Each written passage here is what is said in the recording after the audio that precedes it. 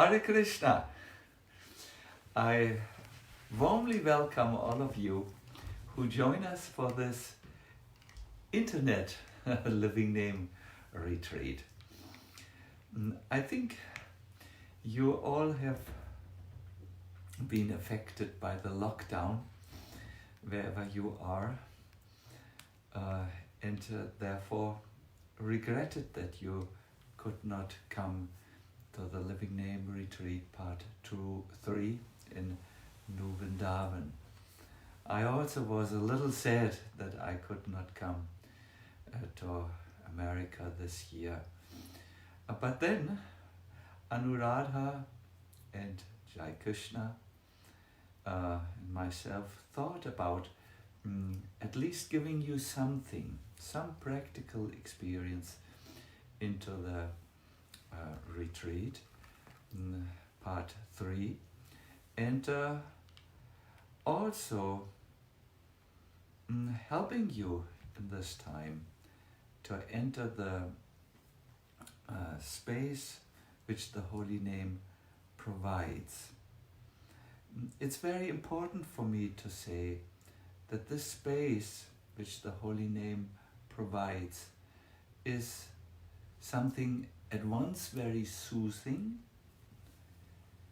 It is a space where we have company with Krishna, and finally the space which the Holy Name provides is also something where so much desired transformation takes place. It does something with you. It's effective. So it's not just soothing, it's not just associating with Krishna. It absolutely changes and purifies our heart in many ways. And I do hope that in the 2 hours which we have together, we can all make some experience of this. The way we conduct this retreat is that I will first sing with you Jai Radha Madhava and open the sacred space. Then I intend to give a lecture with a very, I would say, important discovery for all of you. And then after the lecture we will have a few questions and answers. And then you all will require a 5-minute pause. During this time we will sing, and then I will do something very practical. We will meditate, we will breathe, and more than anything we will chant and make a deep experience. There are a few things I request you to do. What I request you is that during the time you try to be fully there. Do you jump off the surgeon table when the operation is going on? No. Please participate fully in the program, because it's built up so that it can really give you your own breakthrough experience. Then try to free yourself from distractions. The other time I watched a lecture which I really appreciated, but then somehow there was a technical failure. We could see on the internet, broadly in the view of everyone, one of the participants who was just eating, I think, 5 bags of chips, but the way she ate, she was so absorbed that you could see there was no room for the lecture. So try to participate fully. Nothing against chips, but the idea is full focus would be very good where you're not distracted. Then I would like to request you to just focus in your heart for a moment as we sing and make your sankalpa. Those who have been to previous retreats know that this is an inner orientation, a declaration of intent. I usually have a exercise in the big retreats where I want to help the participants to dig a little bit deeper so that they find out what is their intention behind the surface that is just to have an interesting lecture. See, when we deal with the holy name, we are dealing with something much more than a name. We deal with a relationship, a forgotten relationship, a relationship which now, by some good fortune, becomes a little bit known since we are reading Bhagavad Gita and Bhagavatam and other books, or have met the devotees. But still, the relationship is maybe not forgotten as it was in the very beginning when we started our spiritual life. This relationship to Krishna is something which we aspire now for. And whenever we have a holy name retreat, I cannot fail to tell my audience, you are now sitting here to repair a broken relationship. And that's something which requires our attention and full presence. So we will sing just very briefly Jaya Radha Madhava and the Mahamantra. And during this time, I request you to dig a little bit into your heart to find your own attention, your own, I would say, glowing yes, if you so want, your conviction, your desire to connect with Krishna through the holy name as we go through the retreat.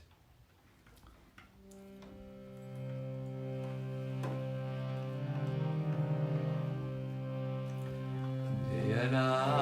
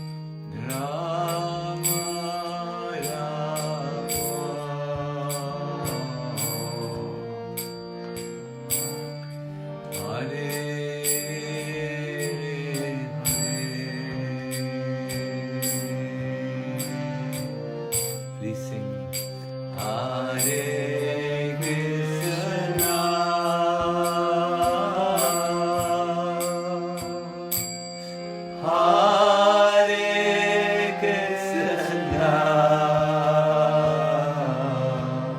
A little louder, please. Krishna, Krishna.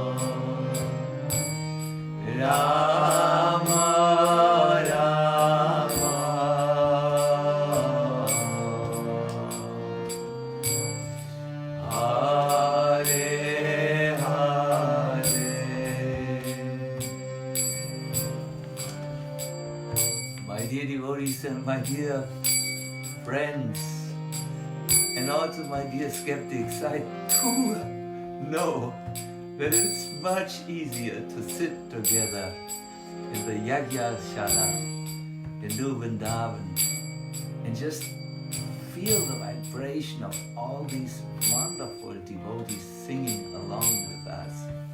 And I know how much this carries us. But when there is not an opportunity, when we have to sit in our own rooms, we have to make up. We have to maybe go in our heart or our space, inner space, and just sing and feel that now I'm investing in my relation with Krishna. So please, don't be shy. Get out of the box and sing. And I need to hear you. Everyone, please sing. Now, Hare Krishna,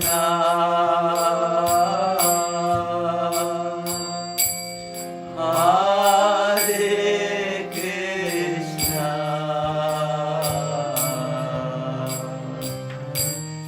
Krishna Krishna,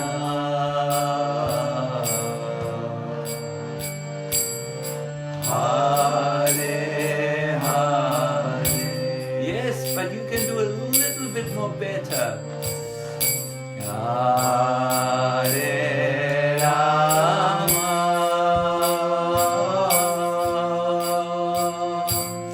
Hare Rama,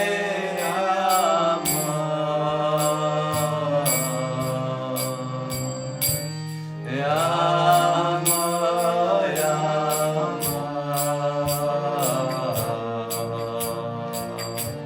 Rama, Hare Hare. Everybody please. Hare Krishna, Hare Krishna, Krishna Krishna, Hare Hare,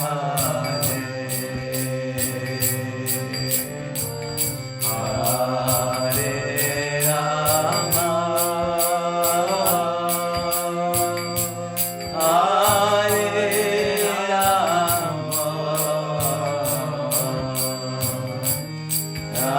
Rama Rama, Hare Hare. Jaya Prabhupada, Jaya Prabhupada, Prabhupada, Srila Prabhupada, Jaya Prabhupada, Jaya Prabhupada, Jaya Prabhupada, Srila Prabhupada. Jaya Radha Vrindavan Chandra Radha Vrindavan Chandra Sri Radhe Jaya Radha Vrindavan Chandra Radha Vrindavan Chandra Sri Radhe Gaura Premanandi Hari Hari Hari Bol.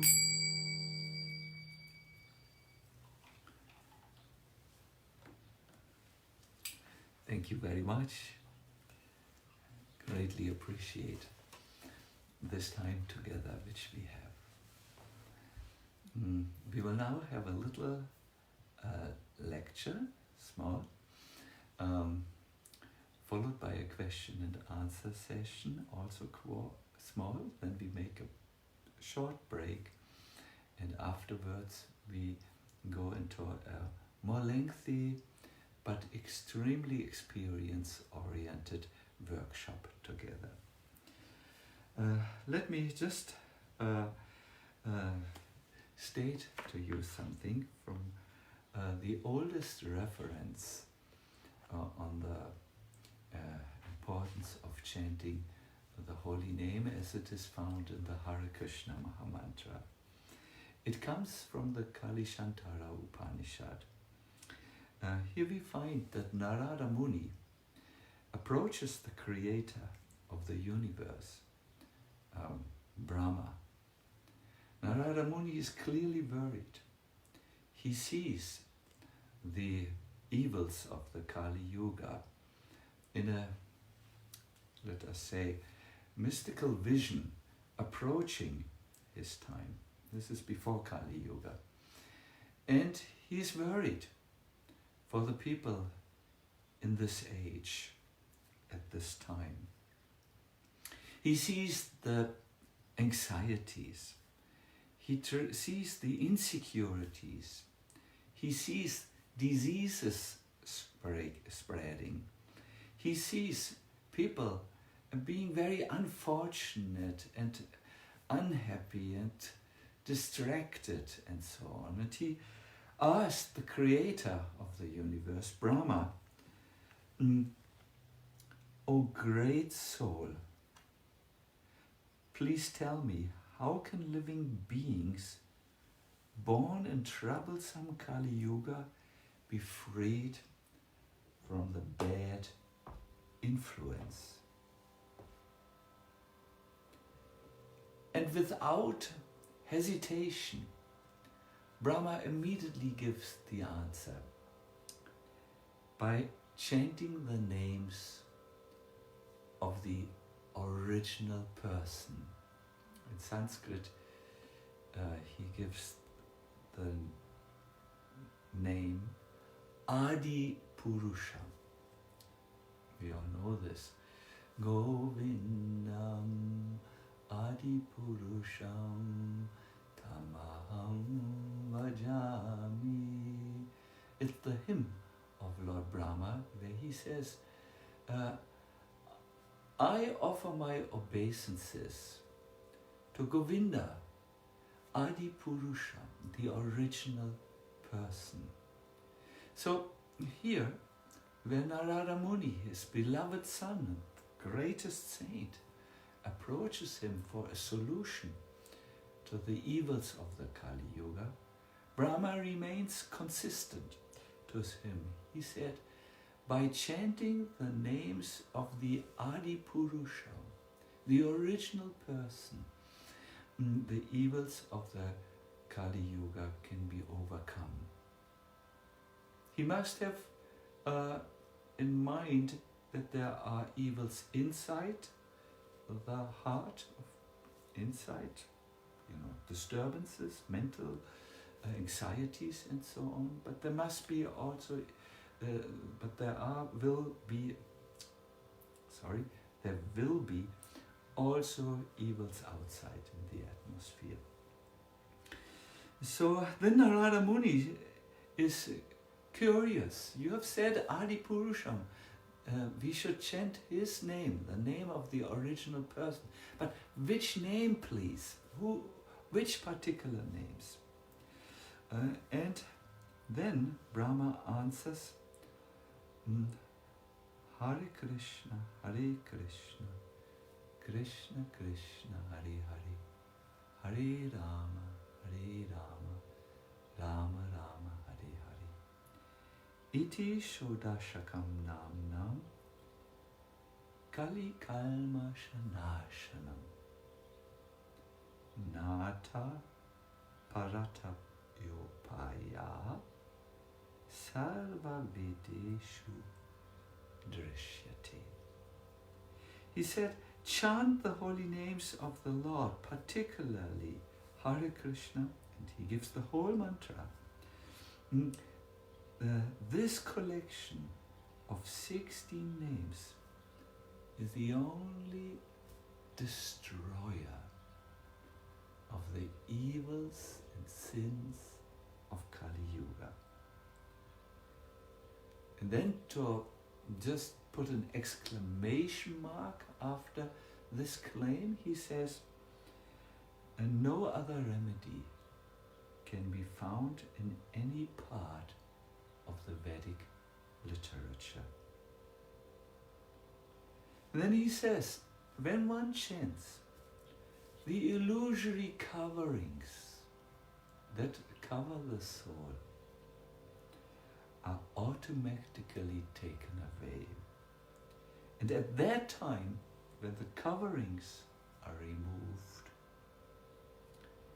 Lord Krishna fully manifests before the living entity, just like the rays of the sun fully manifest before someone upon the removal of clouds.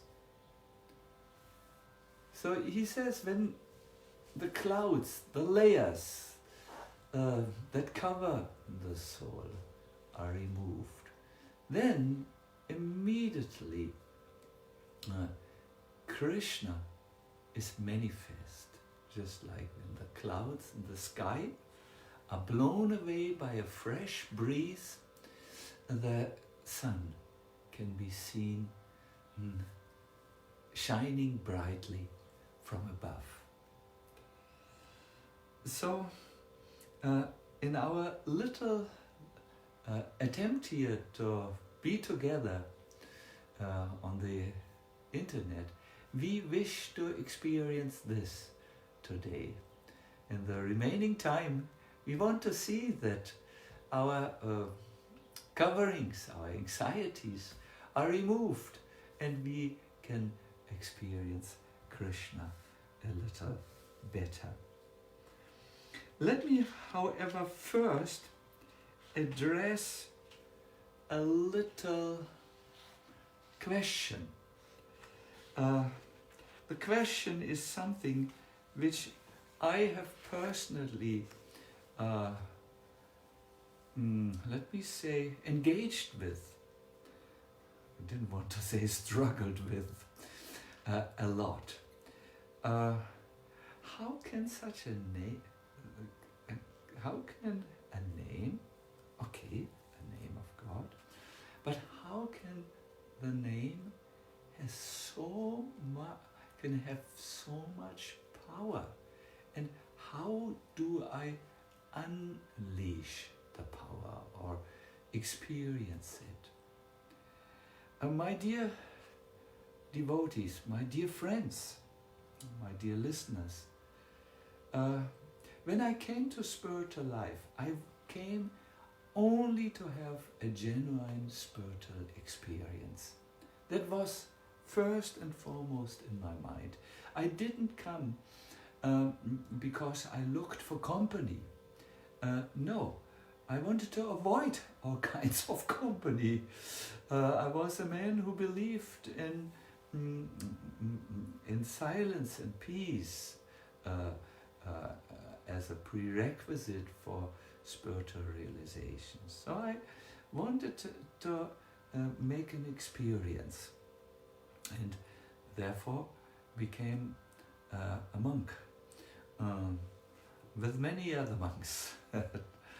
And as I was about 20 years into my practice, I looked into my heart and I could see there was still a gap between what I now believed was my spiritual path and what my actual experience or realization of the goals like God realization and self-realization were. There was a gap and I was not satisfied and I was not willing to accept this. So I made a research. I went to many exalted people whom I knew, God brothers, fellow monks, and finally I met upon a very old person in age. He told me that Krishna has come in this age of Kali in the form of his holy name. And if you learn to cultivate that name properly, the practice becomes something which is alive in you, then you will actually experience Krishna. And he gave an example. On a cloudy day, you first experience the brightness of the sun rays, and by that you know, oh yeah, it's bright outside, there must be, the sun must have risen. In the same way, you will first actually experience some auspicious symptoms in your mind. You will be content, miseries will go away in your life, and then finally one day, when all the clouds are removed, you will have the full exposure to the divine Son, Krishna. He was, of course, speaking about Namabhasa chanting and Shuddhanam chanting. So I took that to heart, and since that time I'm investing my energy into chanting as absorbed as possible, as focused as possible,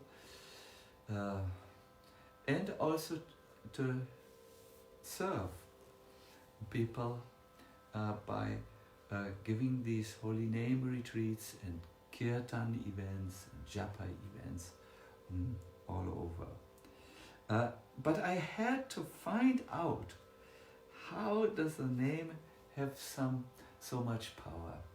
And I must say, I'm very satisfied in this Living Name Seminar Part 3 to give the essential key understanding, which I hope will spark some new enthusiasm in your hearts, as it did for me when I made this discovery. The holy name has an inherent power which is given there by Krishna himself. This inherent power is called Vastu Shakti.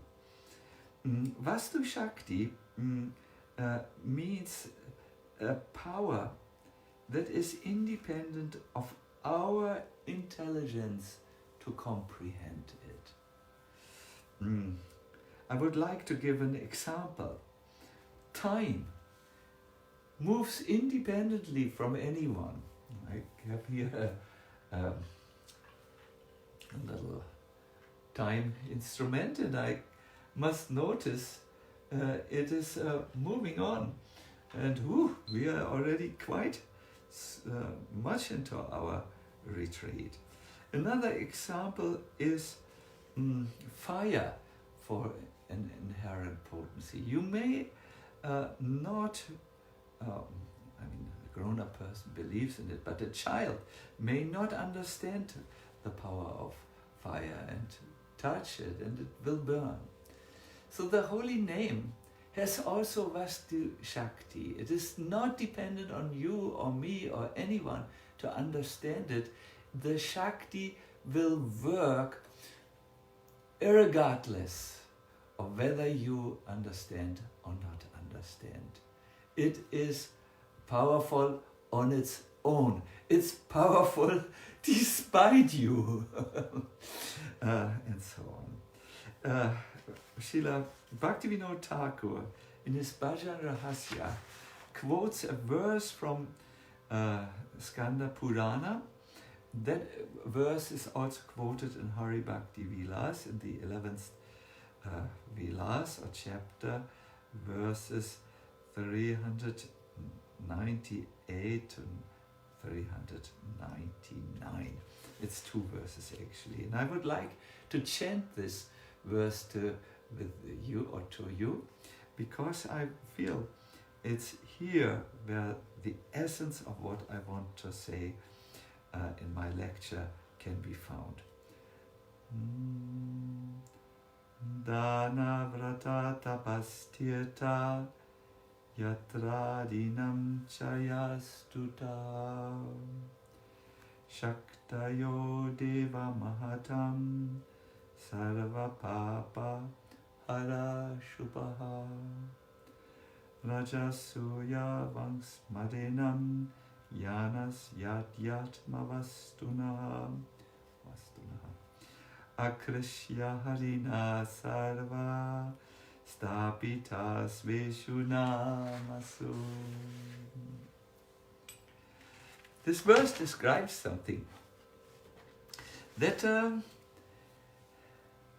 Krishna, it will describe, has personally come and taken all the power and potencies which you can find in activities like giving charity,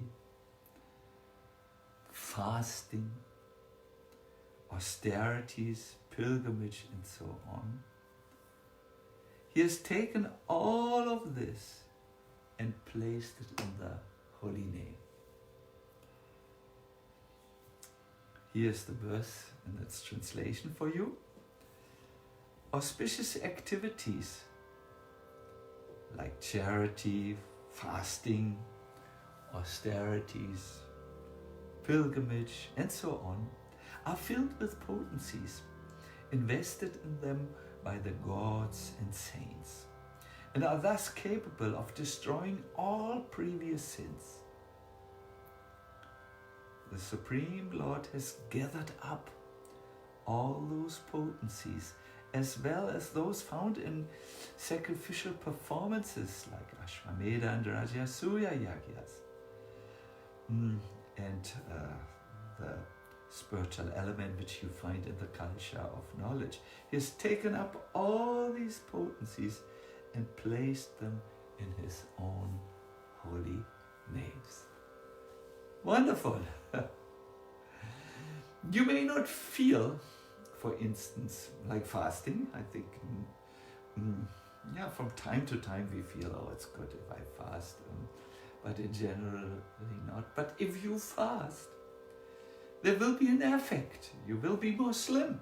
You will be, after some time, more energetic when all the toxins are removed.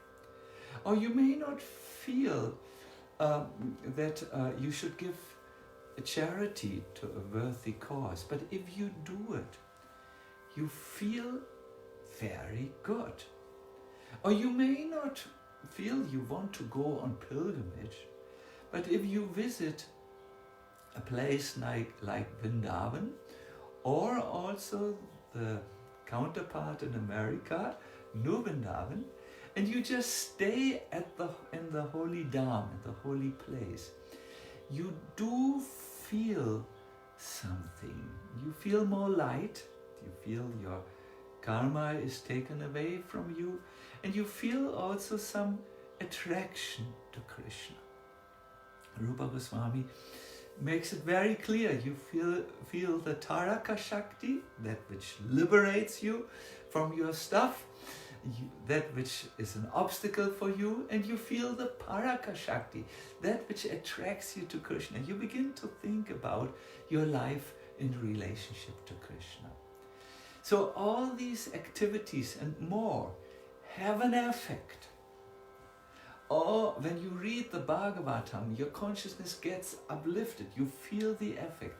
And now Krishna seeing that the people in this age need something special, some special concession, has taken all these effects, all these powerful results, all these powerful impulses, so to say, which work, has gathered them up, put them in a basket if you so want.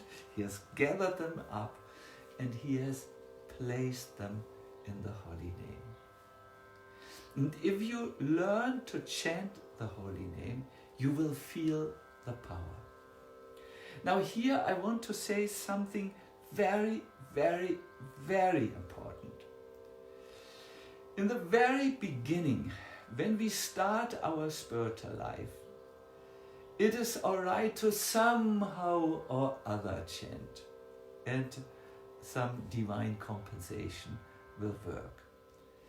But as we go further into the practice, we need to practice with the certain guidelines which are given by our sampradaya. There's this verse which I think you all know, that mantras which are not given in sampradaya have not a great effect. The chanting of the holy name or the holy name is not an ordinary Vedic mantra, but still, when you don't practice it under guidance, it doesn't have the effect. And the Padma Purana, Jiva Goswami, and our acharyas, various acharyas, have described that you must chant it with avoiding 10 aparadhas. There are 10 rules for you. And they all can be summarized in one simple thing. You must chant with absorption. Bhaktivinoda Thakur has written this work, Harinam Chintamani. And he says in this work that all these obstacles which we might experience and which keep us away from realizing the effect come from one thing only. To all our difficulties, they grow out of one root alone. It's inattention.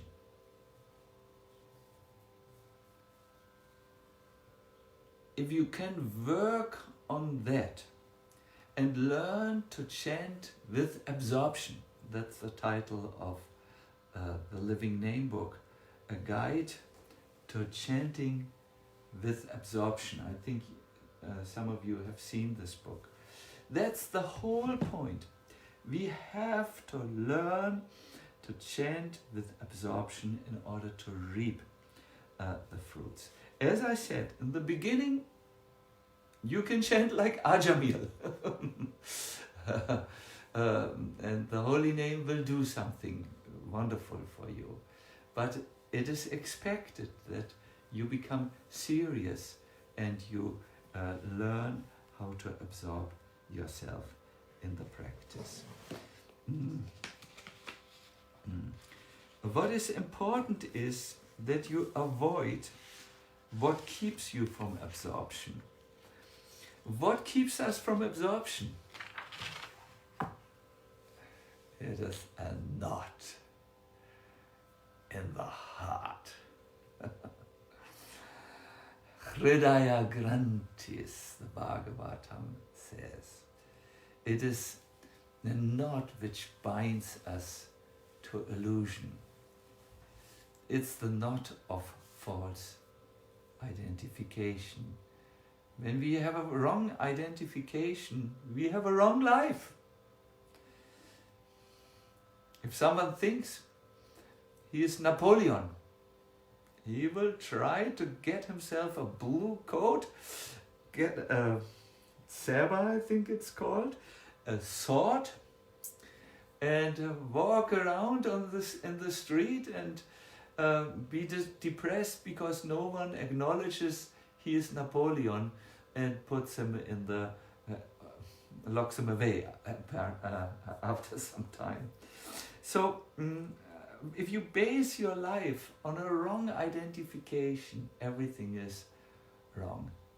When self is lost, when the self is lost, everything is lost. Now this Hridaya Granthis binds us in 3 ways. The yoga scriptures tell there is the Brahma Granthi, the Vishnu Granthi, and the Shiva Granthi. You can feel these knots in an emotional way, and they have a psychological component. You can't see them like the knot in my garment here, but you can feel them emotionally. The first is the Brahma Granthi, which ties you down so that your consciousness is only in the survival mode. It means you have strong worries about maintaining yourselves, finding a partner, or strong worries when you get old.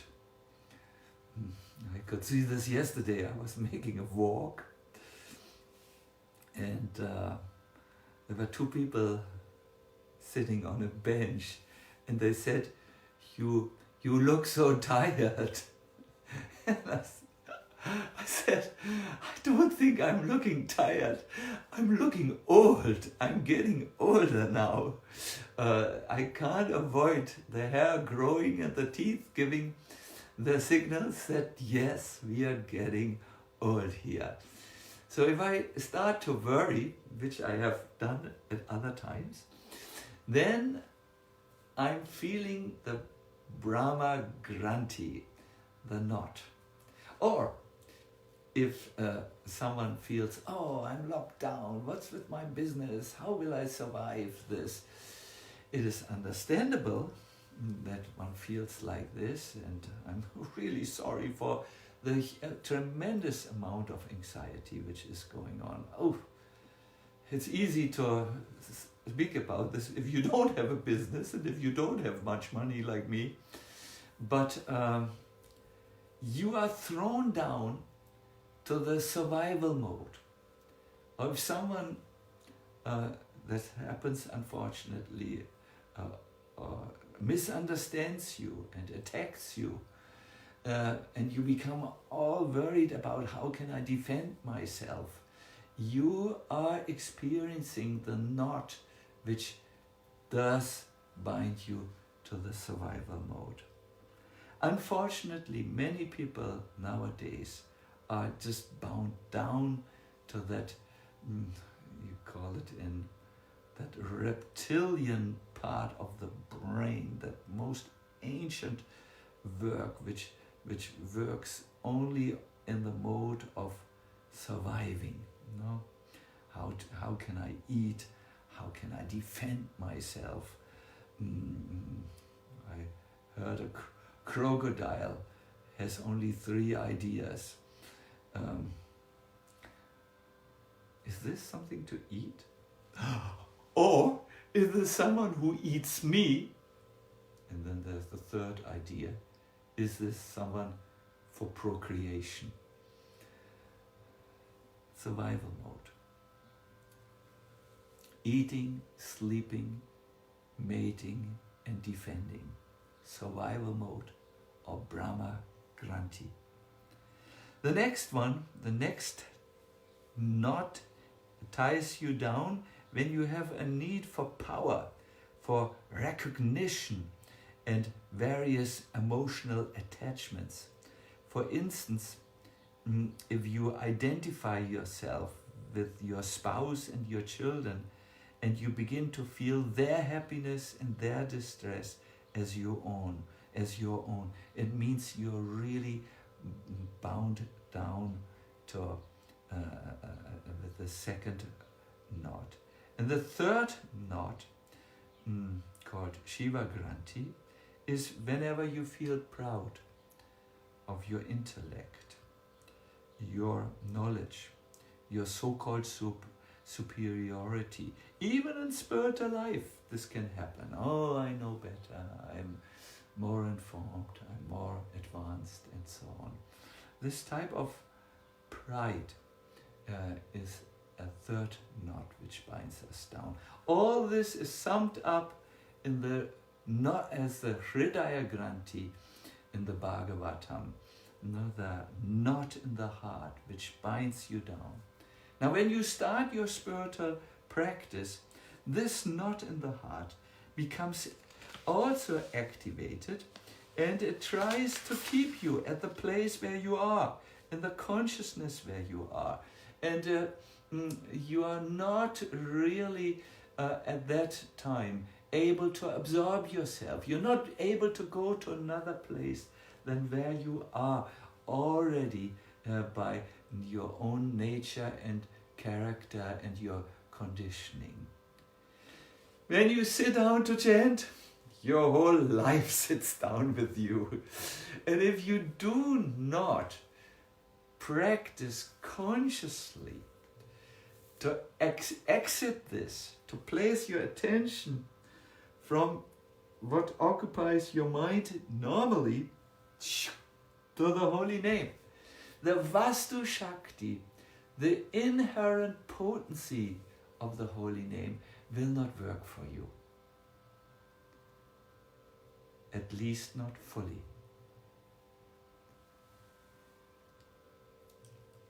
I'm the son of a person who, how do you call this? My father is one of the directors of the railway, and I have discovered, now where I'm older, the happiness of traveling in a railway. You get a nice table, there's a quiet zone, and you can read, you can hear something with earphones, you can eat also, you can walk if you want, you can visit the restroom, you can do many things. Even you can get out of the quiet zone, make a telephone conversation. There's internet in these modern trains. It's very nice. And I know one thing. The train is very nice, but I have to get into it. If I'm missing my train, if I don't step into the train, the Vastu Shakti, the inherent potencies of the train cannot work, and it cannot take me away to my destination. So chanting with absorption, where your mind uses this endowment of the mind, that the mind can, by its natural characteristic, absorb itself into something, that has to be practiced.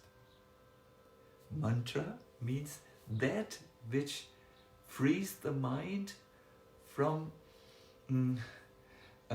troubling occupations or troubling absorption. There's such a Sanskrit definition available. I have it in my extended notes. The mantra is meant to help you to reabsorb yourself. Already by nature, the mind is occupied with so many things, but you can direct the absorption to another quarter. Get into the train of the mantra, to speak in my example, or experience the Vastu Shakti of the mantra, the inherent potency, as you are learning to absorb yourself more. So I have now a little time to answer some questions.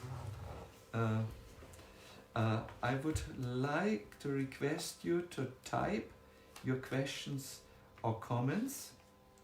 My assistant then will bring you the questions, will bring me the questions, and then I will answer. So please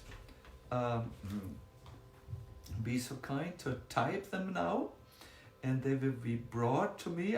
Before I start, I want to this is really good. I want to acknowledge a few devotees who participate in this program. I want to thank them also. It gives me great pleasure to know that you are there, Anuttama. You know you are a man of the first hour. You and Rukmini, your good wife, who's also there. You both have been in the first Holy Name retreat I gave in Washington, D.C. I still remember it. Your hair was not as grey, nor was mine. And Rukmini, I remember your sincerity, also your questions, and doing the practical applications. I mean, when we did our workshops, how deep you went. Then I want to acknowledge our Brahma Tirtha Prabhu, the person with whom I think there is such good discussions possible, such in so your knowledge is so expensive, you know everything, including the language of dolphins. Then there is our Malati. It gives me great honor to how do you say, to envision you, Malati. I do remember how when I was just a newcomer, you were in the London temple, and you were already managing and doing many things in the temple, and you once overheard me talking about Krishna consciousness to a newcomer. You must have been in the same room. I did not notice you at that time because I was only with the newcomer, and then you came afterwards and you encouraged me, and I thought, wow, the senior devotee encourages me, maybe I should make this into my main seva, my main service. There is Kamalini, and there's Jayashri also. These were the names which were given to me. So I thank you very much, and I do hope that I can really guide you into an experience which will happen when we soon will start our workshops. I see now one assistant is coming with the questions. Yes, thank you very much. So the first question I see is how to improve absorption. And to give a brief answer now is, I would like to ask everyone, have you ever seen an absorbed person? He may write something. It happens often in my life. I'm writing at the moment. I've finished one book called Magical Minutes. I will not tell you what it is about. It's really magical. And then Gaura Krishna comes and says, "You're now eating our lunch, Prasadam Maharaj." And I don't react. He told me once. Then he comes another time, waits a little. He's a polite British citizen, and he will again say, "Maharaj, eating." And I still don't react because I'm absorbed with my magical minutes, my writing. And then he again has to come. So what happens to the person who is absorbed? Well, first of all, his mind is absolutely there. Then his body is there. And if he is absorbed in a positive way, his heart is also there. So, and what we will learn in the workshop is how to align or bring into focus your mind, your body, and your heart. And then you will also feel the switch, and maybe the person who is living with you and is saying, something to eat now, you won't even hear him. So this is question 1. I have now enough questions to answer in this brief session, because I want to make a pause very soon.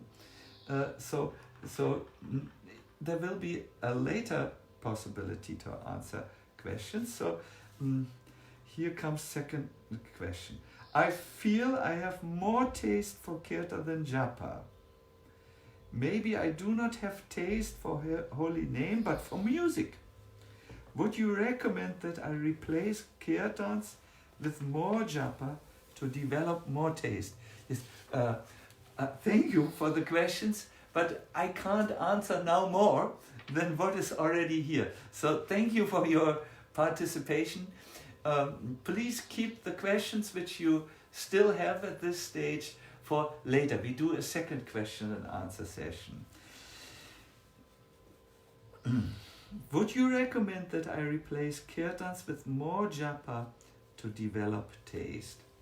No, I won't recommend that. Kirtan is the most efficient way of engaging with the holy name. Chaitanya Mahaprabhu is known as the Yuga Avatar, the avatar who came specifically for this time, and he spread the holy name through singing. He had very, very electric kirtans. Rama Govinda Vanamali, and of course the Hare Krishna Maha Mantra. Many, many Nam Kirtans. And he would have large assemblies and chant with his devotees. This is really the process for Kali Yuga for this time. Now, why do we also put so much emphasis on japa? The reason is, when you do japa, you're all by yourself. There is no one around you from whose energy you profit in a way. Maybe you chant with other persons who do japa, but more than kirtan, you will have to now focus on your relationship to Krishna. Japa is really a relational workout. You really have to get in contact with Krishna. And if you have learned that, then it will be much, much, much more efficient when you do kirtan. So I would say japa is really necessary to do good kirtan. But in japa you have to know, really it's so important, you have to connect your consciousness with the name entirely. There's no music around which helps you, no instruments, no dancing, unless you are an ecstatic person who dances during japa. There is only the name, and that's good.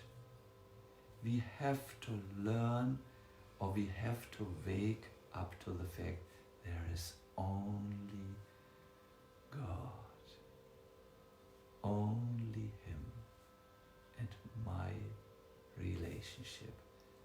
This is what matters now. And as you become aware, and we will give some very good exercises, they will come in a moment, and I will also give you many things at the end of these 2 hours which can help you to go deeper at home. if you do all this, my dear participants, I can guarantee you the doors to a wonderful experience with Krishna will open, but you will have to absorb it, and that's what you learn during japa. By the way, this more taste in kirtan is normal. You are not alone in this. Don't think there's anything wrong. It's just that you, that's good that you feel taste for kirtan. It's now you have to go to the next level in your life. Now another question.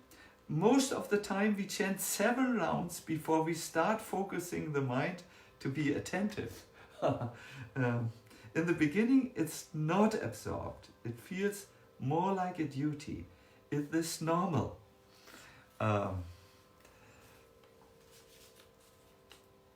While the number of rounds may differ from person to person, it is unfortunately normal that during the chanting your mind begins to really click in and switch in. But there could be another normal function also, that your mind switches off when you chant more rounds. 2 things are normal, that it focuses and that it switches off. Wow, now you might think, well, what do we do with such an answer?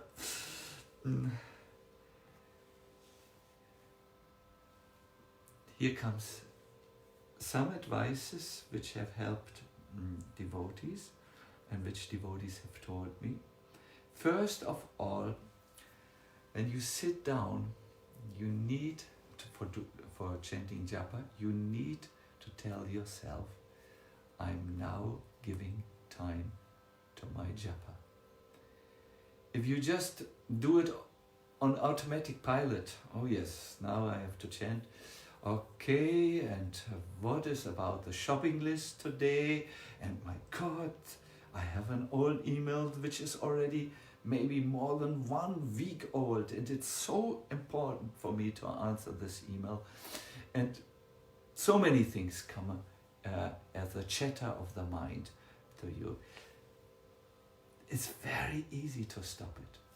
Sit down, take a pen when it's an important thing, and note down, okay, shopping list, okay, old email, what else? Oh, I'm getting too fat, I need to make some exercise. Good exercise. It's now all on the paper. Your mind is free. Put it to the side, deal with it later. The second is an advice which Haridas Thakur gives. This is a luminary. He says, on my own, it's not possible to focus my restless mind. Such victory over the mind is only possible by your kripa, your mercy.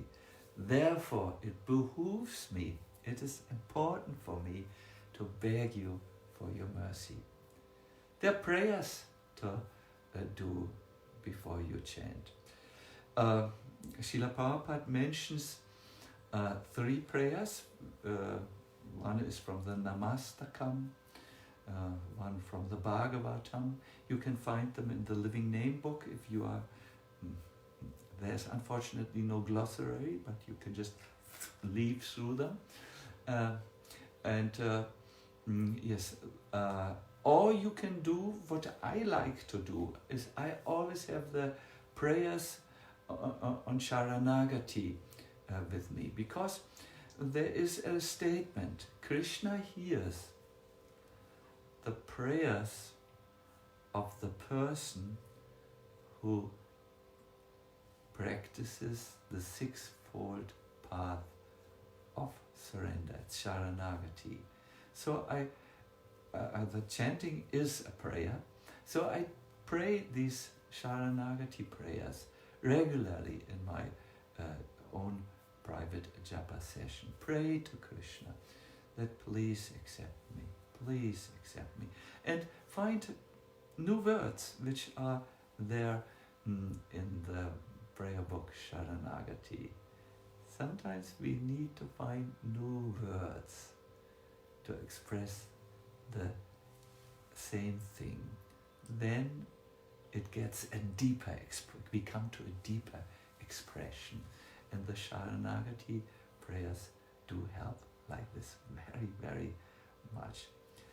There are other things which you can do, and in the workshop we will give other suggestions, and I will give you a beautiful handout, really nicely designed.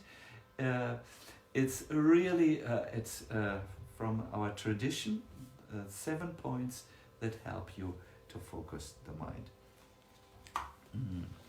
So here's another question, and this will be the last question. While chanting, I think about my current worries. You're not the only one. While chanting, I think about my current worries and how to find solution to my problems. That is very tempting. I get succumbed and my Hridaya Granthi becomes tighter. What should I do?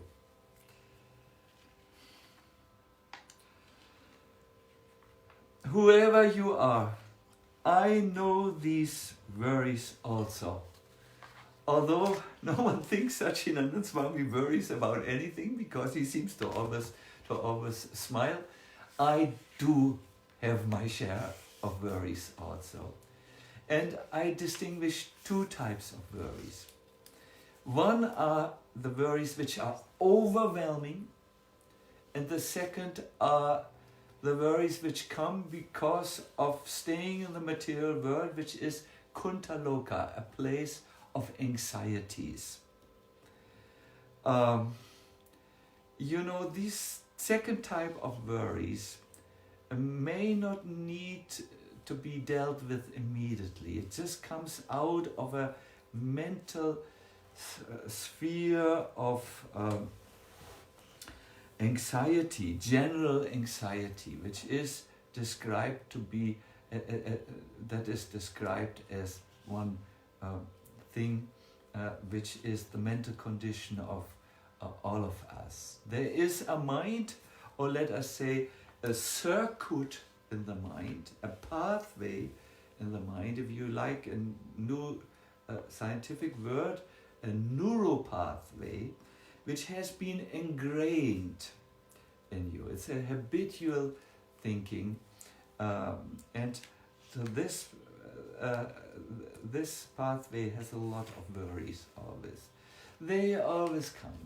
We are, especially people in America, I found out, they are so anxious somehow. You can't solve all of this. This is something you need to exit, like a horror cabinet, a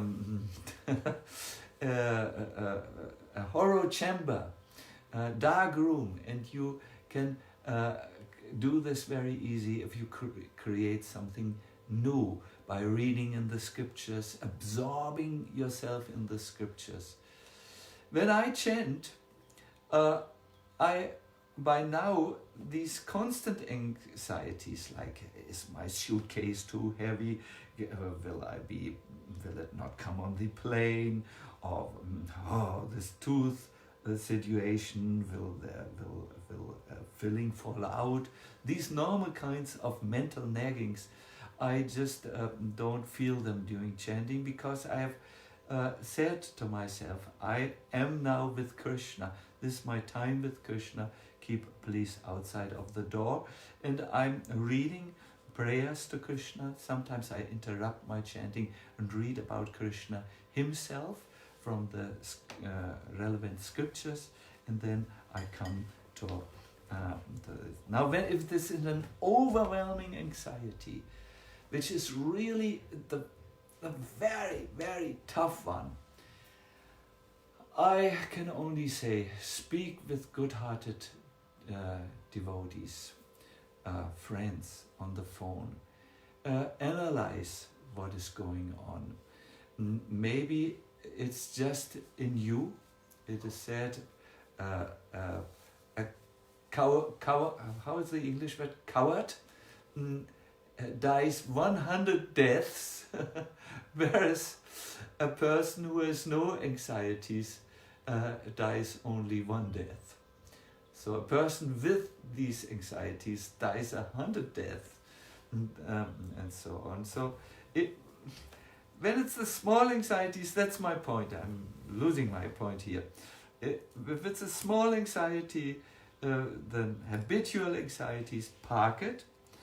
When it is something which is really serious and has that overwhelming quality, you need to take shelter where you can find shelter. Shelter in good friends and good devotee friends, and talk with them. And if they can't help you totally, 100%, turn to that one person who can for sure help you. It is Krishna. I've just read in Prabhupada's commentary to the Dhruva Maharaj story that Suniti tells to Dhruva, Dhruva, I unfortunately cannot help you with your problem. Your father has rejected you because he's more attached to his second wife and therefore his son. I can't help this. There's only one person who can help you, that is Krishna, and he takes more care of you than millions of mothers. Maybe I should supply you with a quote. Yes, I will do this. I will supply you with a quote. I want to now make a pause for all of you.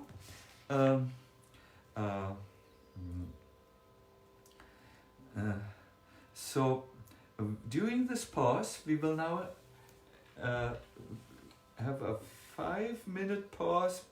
Let's make 6 minutes pause.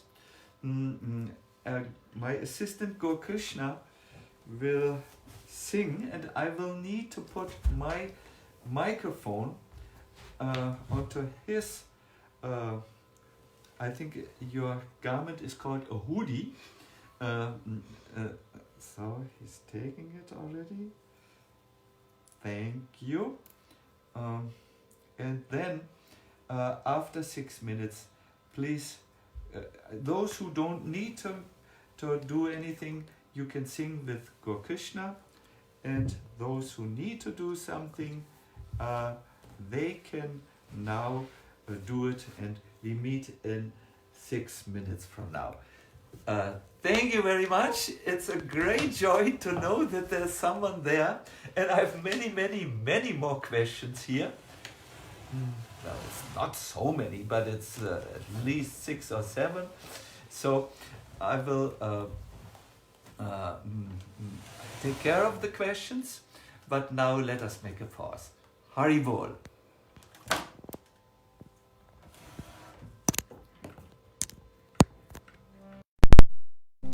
6 minutes.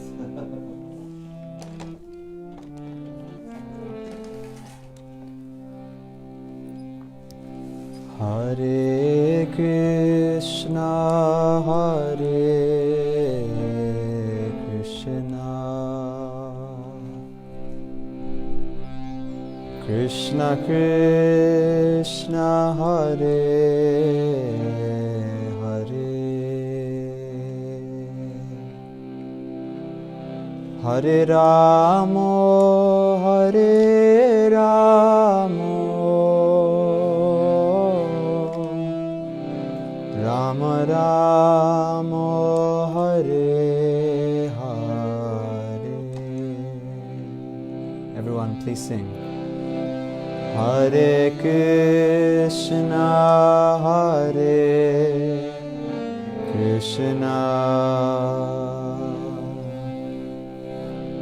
Krishna Krishna, Hare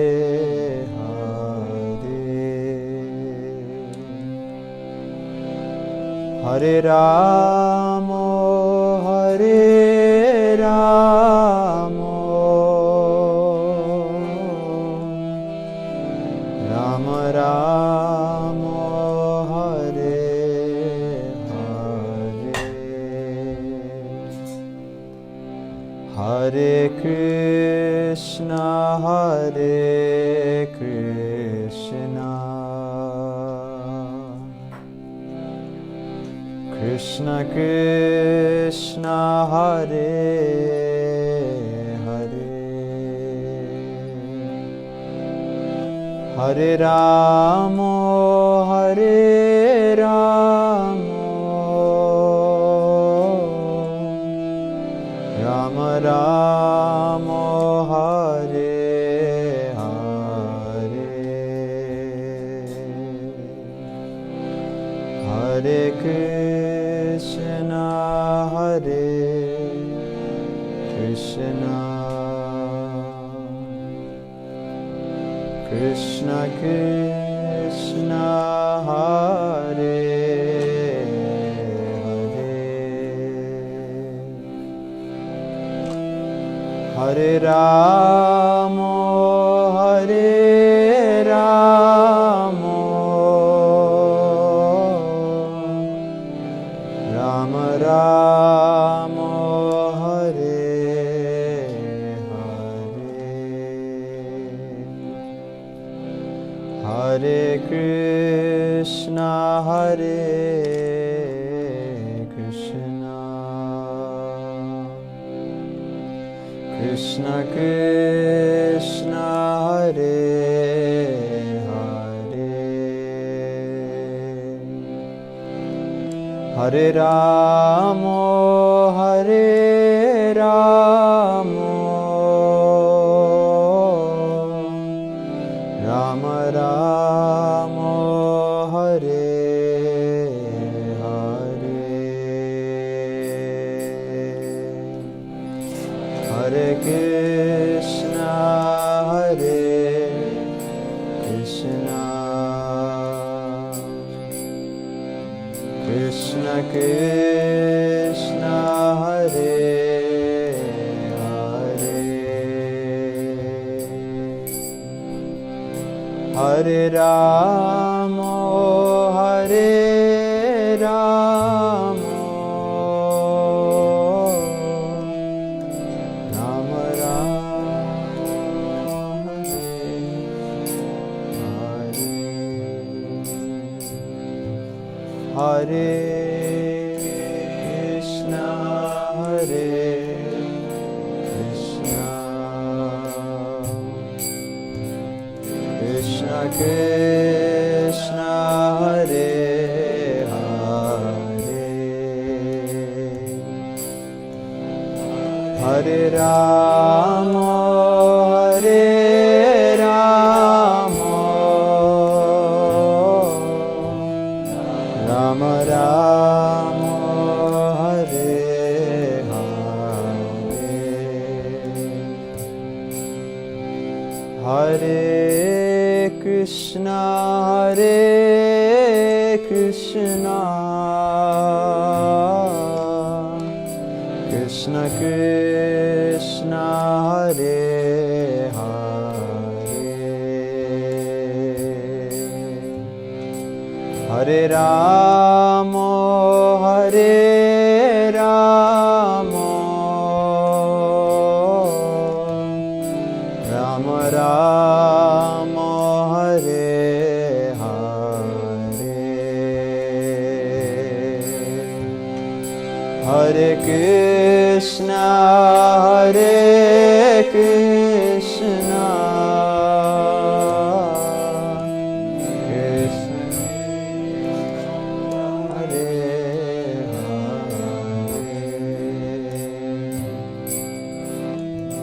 Hare Ramo, Hare Ramo,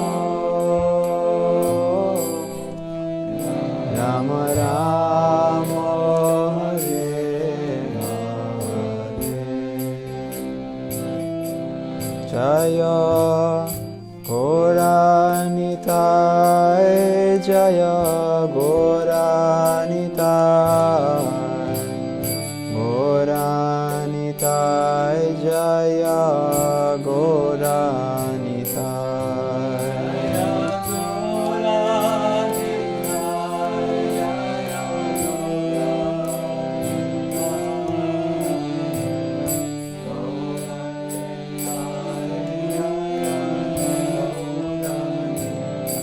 Jayo Radha Vrindavan Chandra, Radha Vrindavan Chandra Shri Radhe.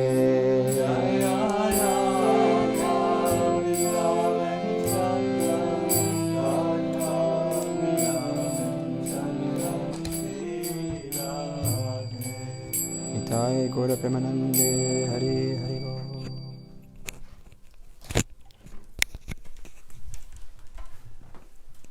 So, please just bear with me for a second. I'm going to fix this microphone. Thank you for singing so nice, Gaura Krishna. Really, I greatly appreciate your absorbed chanting, really.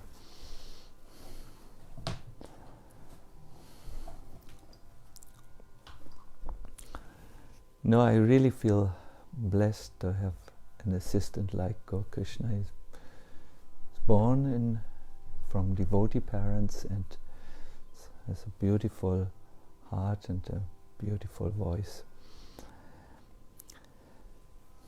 We will now go into the practice part. I have written down for me, talk less, practice more. What we have done is, we have compiled for the retreat in New Vrindavan a 7-step guide for absorbed japa and ecstatic kirtan. These 7 steps come from a verse which is quoted in the Hari Bhakti Vilas. It's like you can say a rule book for practice in Krishna consciousness, and I have filled it. Please excuse me.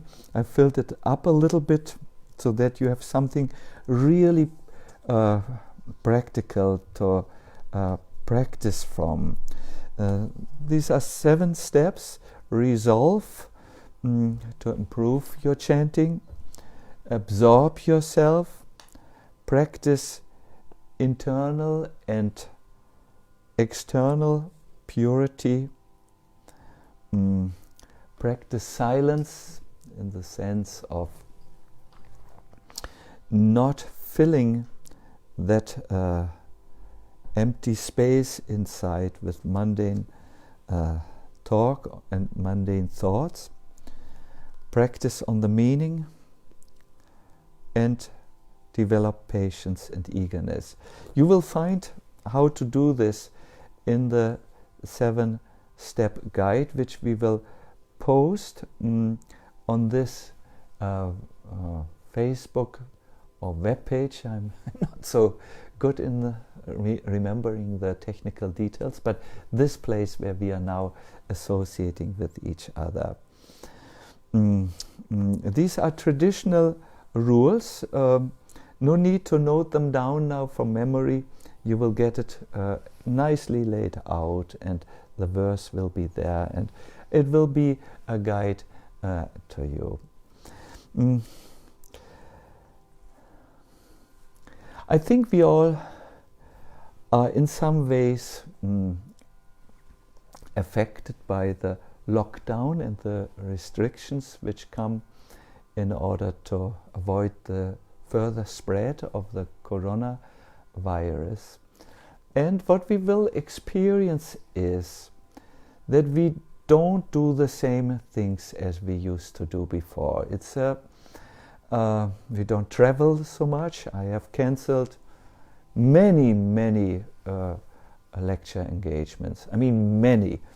The airlines have told me, we don't know how much we will be able to reimburse you, because there will be a different financial situation when everything turns to normalcy. So travel is restricted, going out is restricted.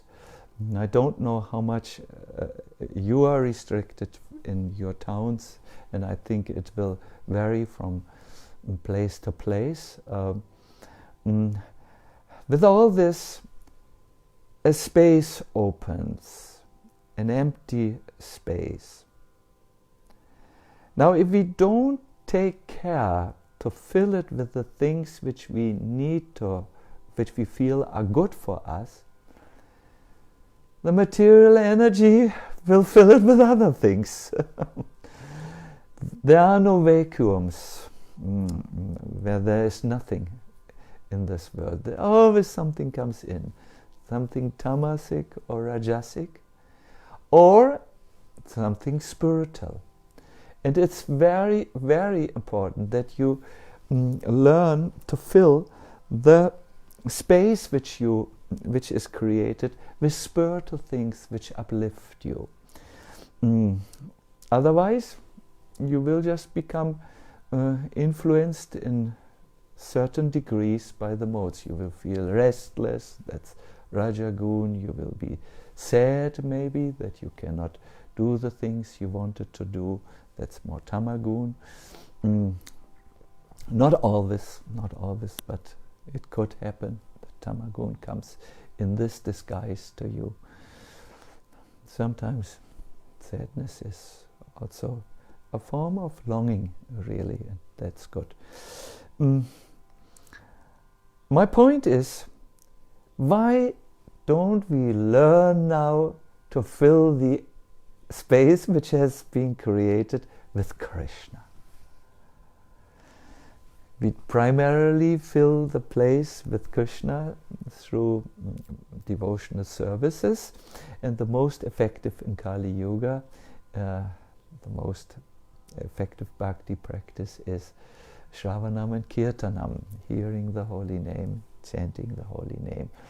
But of course, I really feel during this time the Bhagavatam should also be invited into this space, or discussions about Krishna.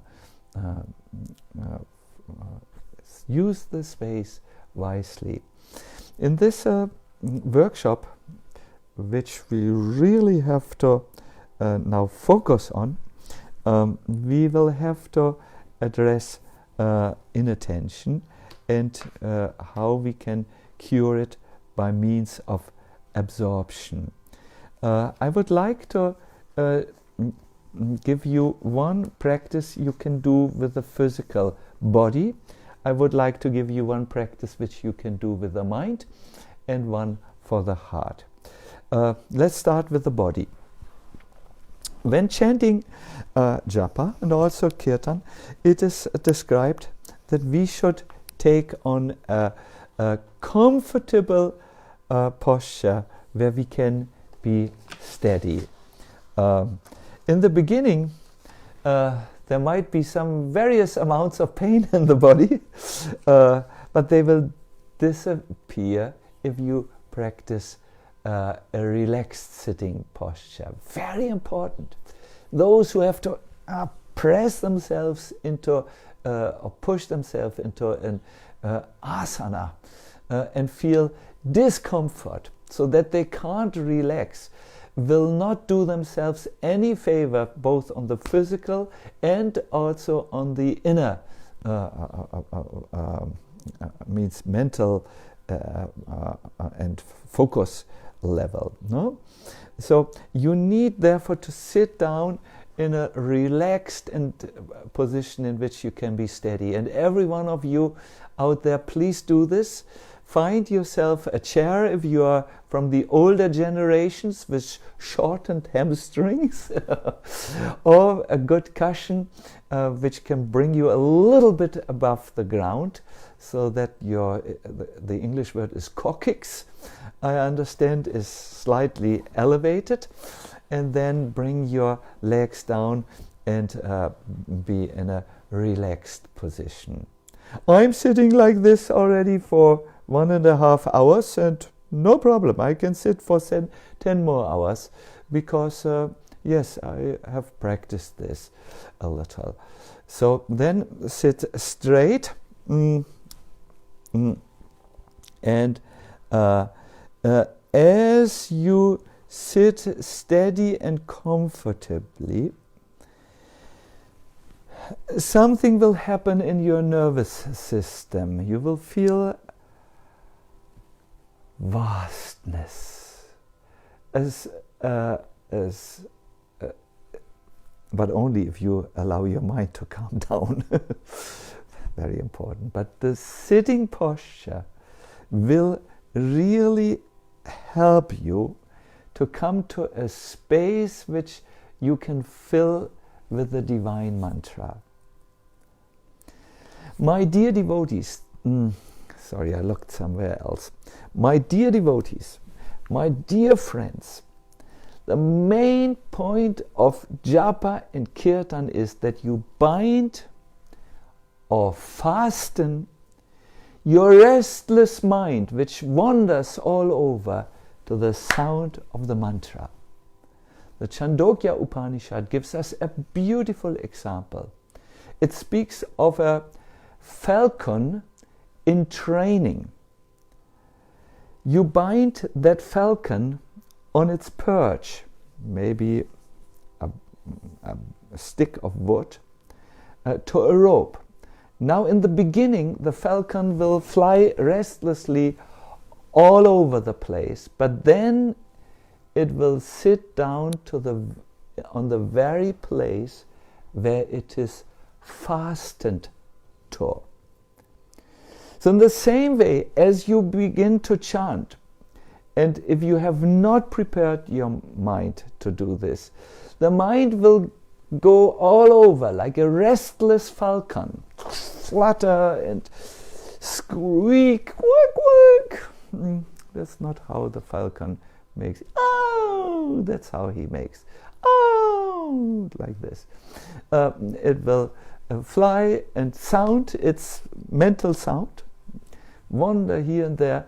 But if you have managed to fasten your mind to the mantra, it will sit with the mantra. It will rest in the mantra. It will be enveloped in the mantra. It will be carried by the mantra. It will be moved by the inherent Shakti of the mantra. And it will come to its natural state. The mind will come to its natural state, which is sattvic. Yes. The original state of the mind is that it is luminous, that it is calm, and that it is filled with the natural wisdom. So let's do now a practice. I request you to sit down properly. Use your body to find a relaxed, a comfortable and a steady posture. You shouldn't. The American word is fidget, I believe. Steady. Steady. Roll back your shoulders. You can bring your shoulders to the ears and then bring them back. That will open your chest. It's good for breathing and for feeling that what I said in the beginning, vastness.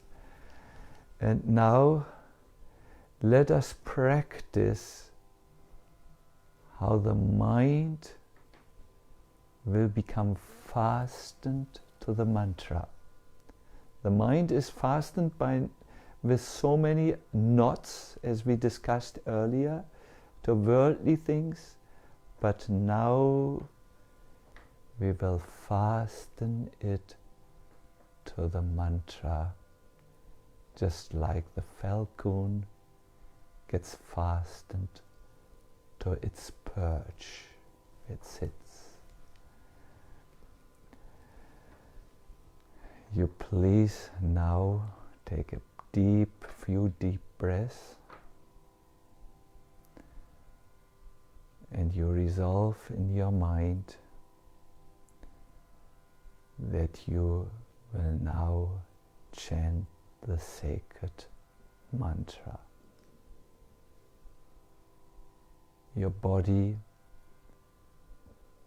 is in full cooperation to this project. You will vibrate the mantra with your tongue, or pronounce it, and you will just listen to it with your ears. Your attention is withdrawn to only pronouncing the mantra and to listening. And whenever your mind flies away, like the falcon in training, there's a rope to which it is tied. Bring it, that's your attention. Bring it back to the mantra by using the attention. Whenever you notice the mind is wandering, pull it back by that same noticing, that same awareness, and let it be with the mantra. We will all chant in one voice now. I will chant another mantra. Those who know it, please say it with me. Sri Krishna Chaitanya Prabhu Nityananda Shri Advaita Gadadhara Shivasadi Gaur Bhakta Vrinda. Now, Hare Krishna, Krishna Krishna, Hare Hare, Hare Rama, Rama Rama, Hare Hare. More participation. Some of you are doing other things. Please, this is important now. I can see you through my internal eyes. Sit down, and now again. Let's be a little bit deeper in our sound.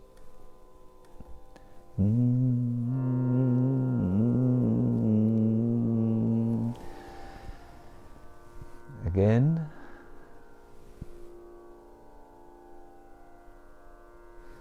Hare Krishna, Krishna Krishna, Hare Hare, Hare Rama, Rama Rama, Hare Hare, Hare Krishna, Krishna Krishna, Hare Hare, Hare Rama, Rama Rama, Hare Hare. Continue, please. Krishna, Hare Krishna, Krishna Krishna. Continue. I will say now something, but please continue. My dear devotees, as you chant, bring your mind now to the divine, sacred sound of the mantra which you are making. Place it there. Rest it there. Stay there.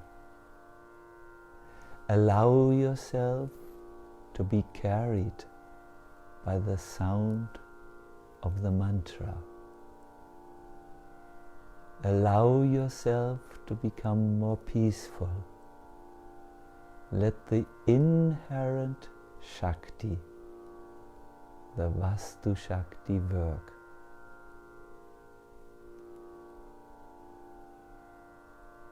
Continue. I do not know where you are now, so you have to continue on your own. But maybe to make it easier, we will now do 3 mantras together. Hare Krishna, Krishna Krishna, Hare Hare, Hare Rama, Rama Rama, Hare Hare, Hare Krishna, Krishna Krishna, Hare Hare, Hare Rama, Rama Rama, Hare Hare, Hare Krishna, Krishna Krishna, Hare Hare, Hare Rama, Hare Rama, Rama Rama, Hare Hare. Hare Krishna. If you want to make a note in your notebook, write down falcon fastened to its perch, mind fastened to the mantra. This simple image from the Upanishads will help you so much to bring your mind back. What is the use of a fluttering mind? Oh, inconsequential thoughts. You are sitting there, and it's going, it will not do anything. Bring it to the mantra and let it experience the Vastu Shakti.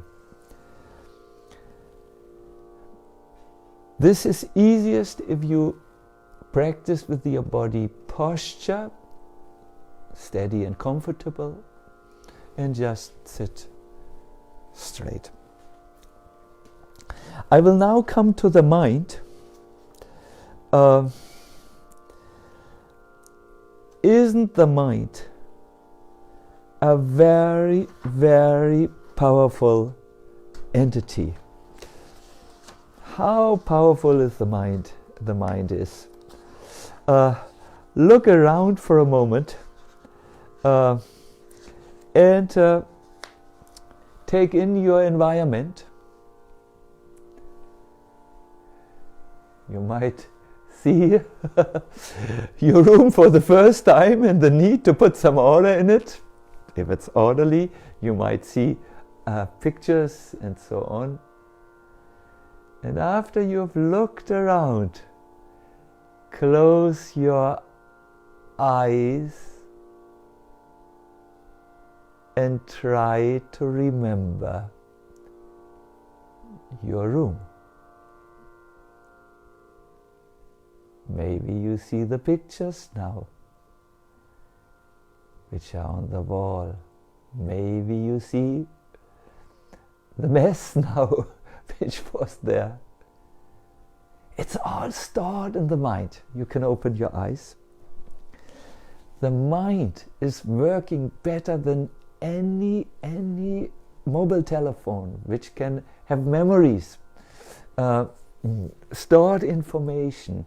Everything, my dear people, is stored in the mind. Memories not just of your room when you close your eyes, memories of your life, memories even of a previous life. All that gets captured by our wonderful mind. And it gets hold there. Mostly it's mundane expressions. But, my dear people, you can train your mind and to hold spiritual impressions. There's a very interesting research done on chambermaids. These are people, the girls in the hotel who clean after the guests have gone. There was a scientist who did a research with mainly Puerto Rican chambermaids who came from their country, served in New York, and ate and did all the things which normal low-income Puerto Rican people do. Oh, now I have to be very careful of what I say, extremely careful. Anyways, these chambermaids were all they were asked, and they were said, we are, after our work is done, we are so exhausted, we just sit on the couch, we eat a lot of things, and we see TV. Then the scientist got a sports doctor of sport, who investigated the activities of the chambermaids and found out this work with the chambermaids make, cleaning, vacuum cleaning and so on, is a fantastic workout, and they burn so and so many calories by doing this for 6 hours or whatever the hours are. Then he divided the chambermaids in 2 groups. He had 50 in group A and 50 in group B, and he told the chambermaids in group A, this is a fantastic workout. Your work is actually a workout, and you will lose extra kilos and you will develop good muscles which will hold your spine. There will be no back pain. You do such a wonderful workout. Group B, he didn't tell anything. Now, after only 3 weeks, Group A was investigated on, and they had all lost extra kilos. They looked very positive in life. They looked like people who have a good exercise each day. And they were very, very happy with this. Group B, which was not informed, nothing happened. What does this show us? It shows us the tremendous potency of the mind. And if you can really learn to associate with your mind, with Krishna, in the form of the holy name, you will be blissful. You will be not afraid of your own death even. And you will be full of inherent wisdom which comes. Yes, you will learn to actually become free from anxieties and disturbances. But a mind must be connected with what you do. If you are an unconscious chambermaid chanter, then nothing will happen to you, or not much. Something will happen to you also, something little. But if you are a conscious chanter, who is focused with Krishna, that will be very, very, very good. We have 10 minutes left, I hear, and I can only do now one exercise with you on the mind, which I think should work miracles.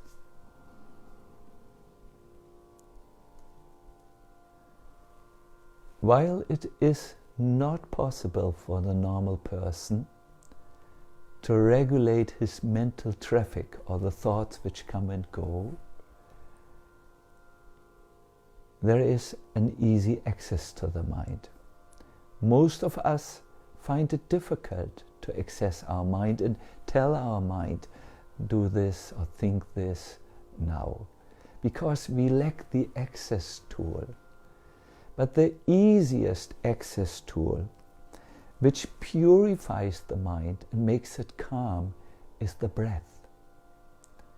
In the 3rd canto of the Bhagavatam, Prabhupada writes in a purport, just like fire purifies gold, breath purifies the mind. So, in this exercise, I request you now to simply breathe. Take a deep inhale.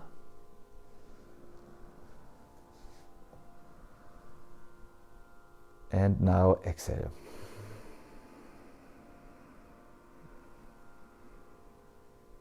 In.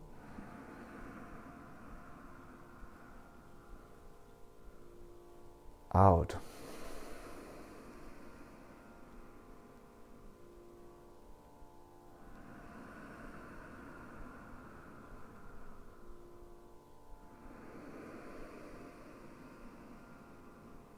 Keep on breathing.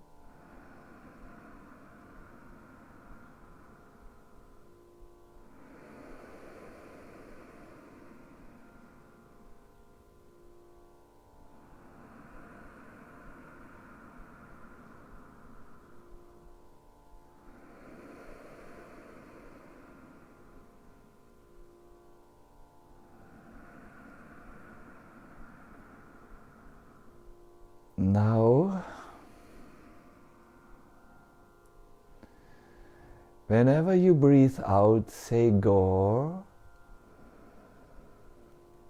And whenever you breathe in, say mentally, Ra. Go.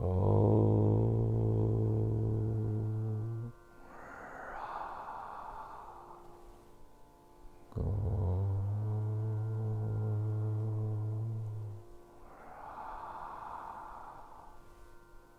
Go.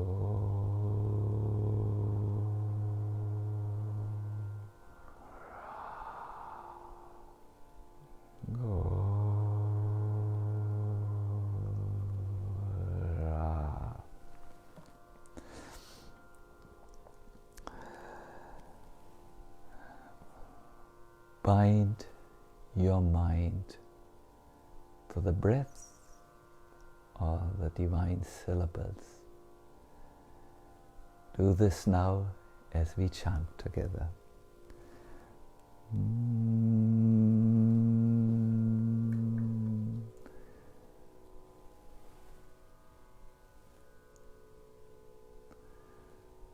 Hare Krishna, Hare Krishna, Krishna Krishna, Hare Hare, Hare Rama, Hare Rama, Rama Rama, Hare Hare. Continue, please. Hare Krishna, Krishna Krishna, Hare Hare, Hare Rama, Hare Rama. Now bring your mind, when it comes to the first Hare. Hare Krishna, Hare Krishna, Krishna Krishna, Hare Hare, Hare Rama, Hare Rama, Rama Rama. The first Hare now.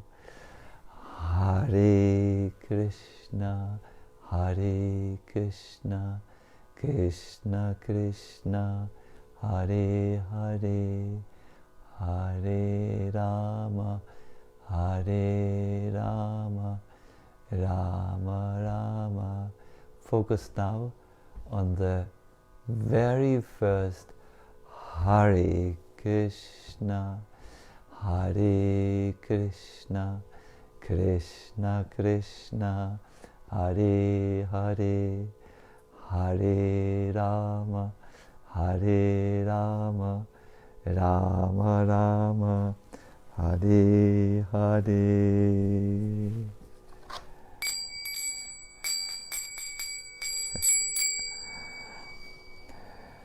My dear participants, I have to ask for your forgiveness.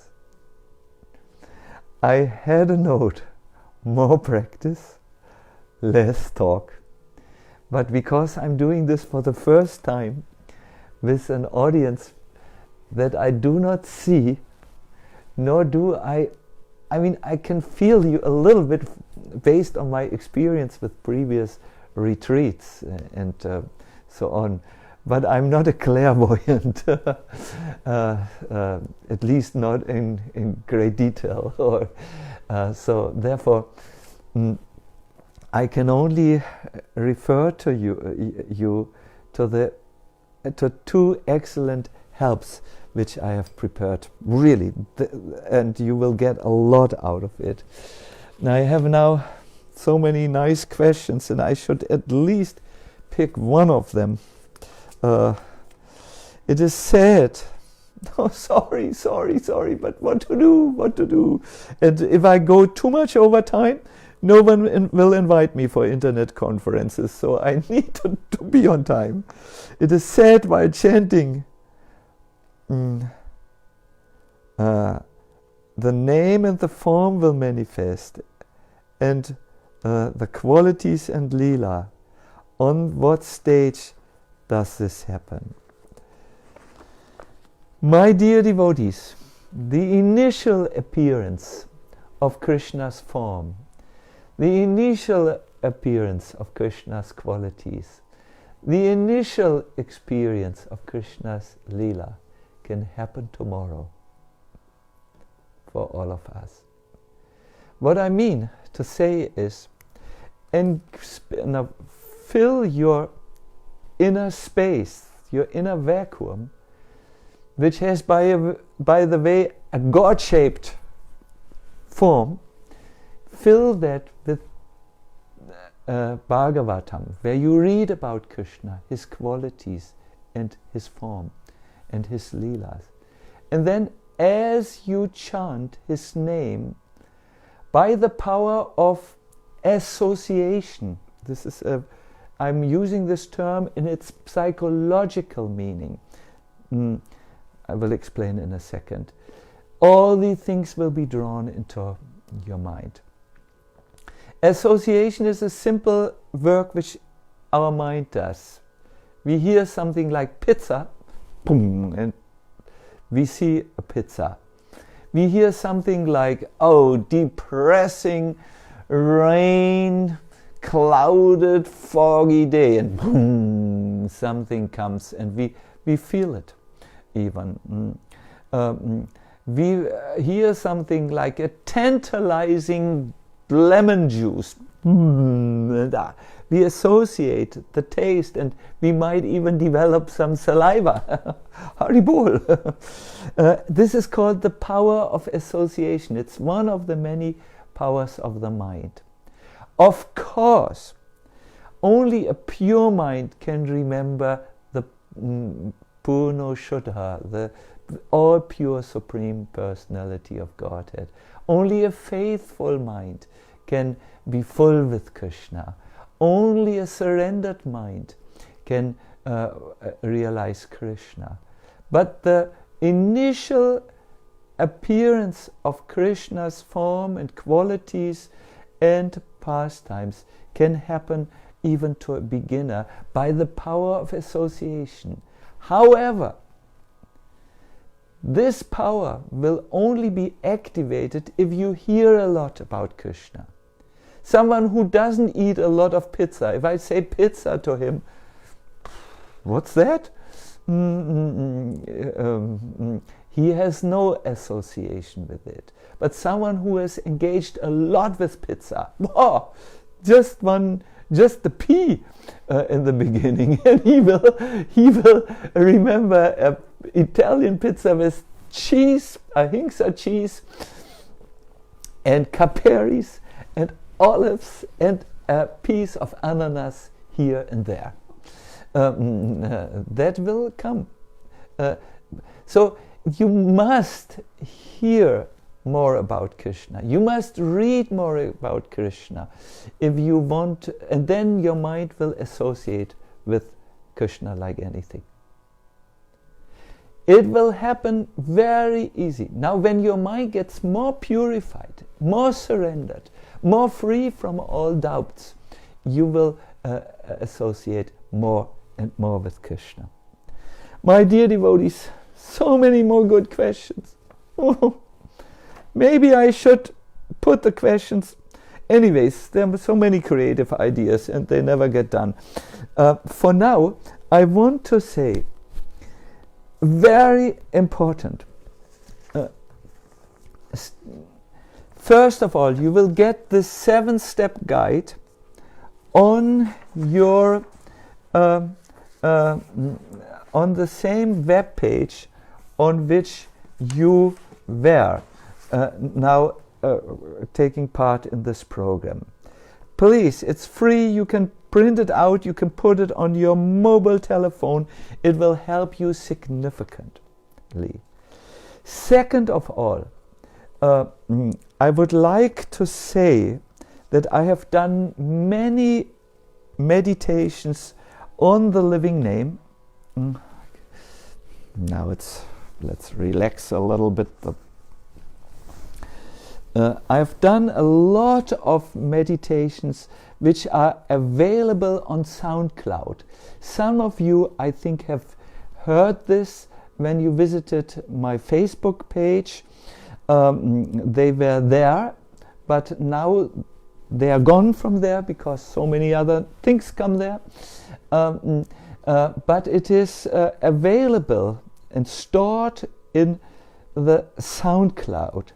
We will put a link to this SoundCloud on this web page or this forum, and you can then link up with it or link it down or load it down or whatever it is, and in this way really have a very good assistance to go deep. It's so nicely recorded.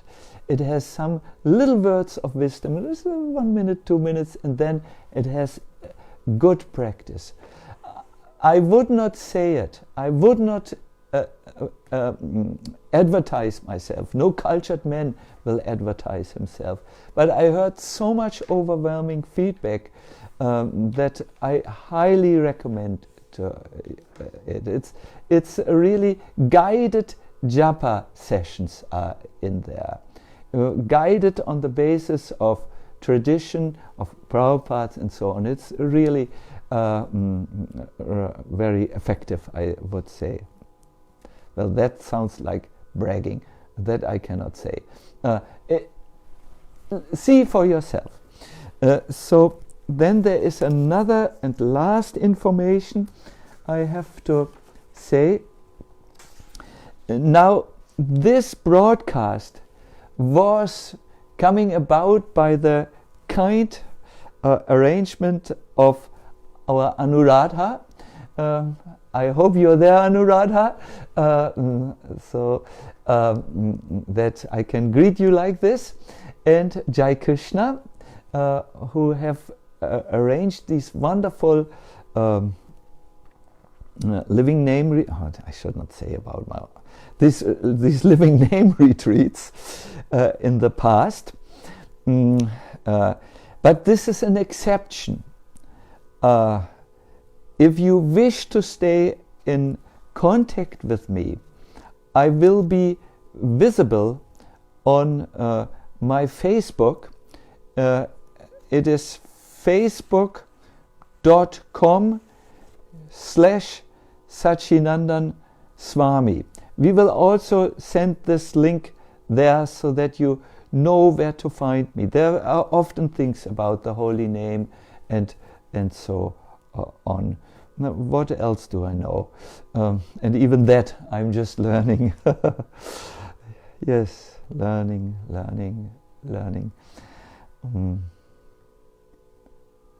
And it's so exciting to learn more.